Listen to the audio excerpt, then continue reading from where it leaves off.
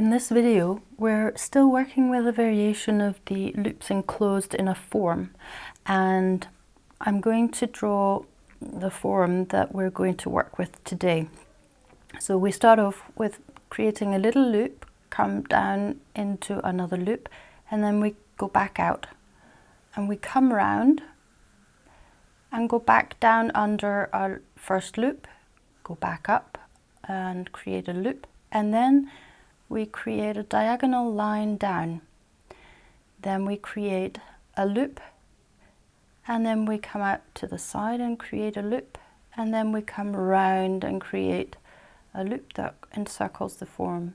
Then we create a loop and another loop, and then we come down with our line diagonally, and then we create a loop and over and create another loop, and then come round, go up and create a loop, and then down and create a loop, and then diagonally up and we create a loop, and then out and create a loop, and then we go round our form here and create a loop, and up and create a loop, and back, and then we've got a sort of square form here.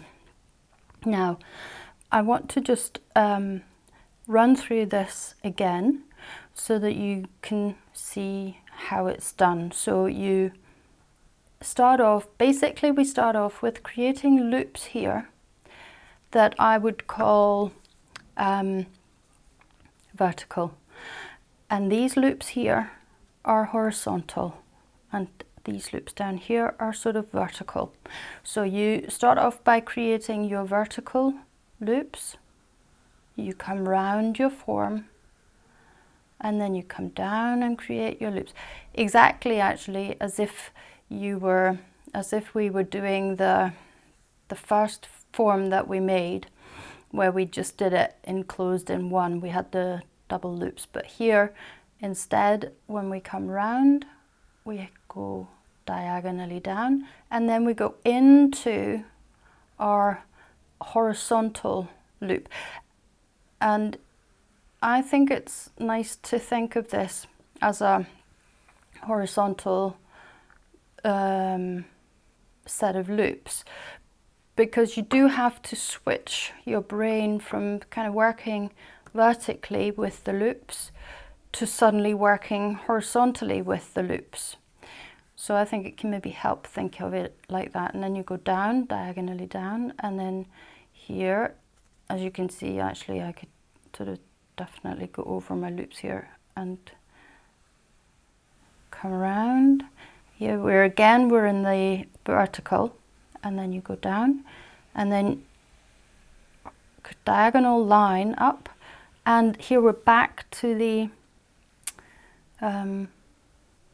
horizontal loops, and we start our loops down, and then we go up, and then we come round, and then we're back to our horizontal loop and diagonally out and up and meet the line. So this is the form that I wanted to show you in this exercise. I'll just quickly show you one way that you can do this. You can practice. Obviously you can practice if you find some of these difficult. Now, when I first drew this section here and this section here was fairly easy for me, and then when I came down here I had a bit more trouble, because basically I'm sort of running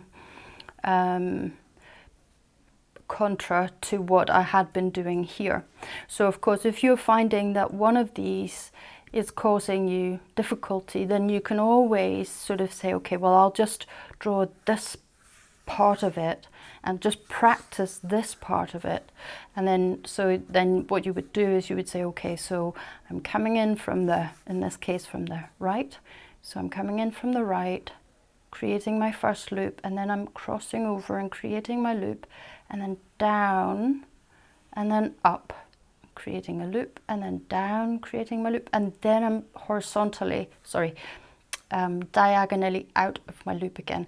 So that way you can kind of practice the individual ones. And then this one, you know, you might think, that one's difficult. Have we actually practiced any of these, you know, going this way round in the previous exercises? Perhaps not so much, so I'll practice that. So then you just simply say, okay, so I'm coming diagonally from the bottom of the up and to create my loop, and it's a horizontal loop that I'm creating. So you go up and then horizontal loop and come round, and here I'm in the horizontal and then I'm going out. Oh, okay, so I can definitely practice getting that loop a bit better. I'm creating a nicer rounding, and you know, just go over it until you think, oh, now it looks better or nice, or oh, it's this way I'm coming in, and then I'm going up, and then I'm coming round, and then I'm down in the bottom, and then up at the top of the set of loops, and then out. So you just practice, or if it's this one, you know, you practice that one. But if you're finding that, well, actually, it's the placement of the loop. So this section here gets too close to that section, or this section gets too close to that, or it's way too, you know, far out, then I would suggest some help lines. You can just do like a cross, a line, horizontal line, and then sort of halfway in that line you have your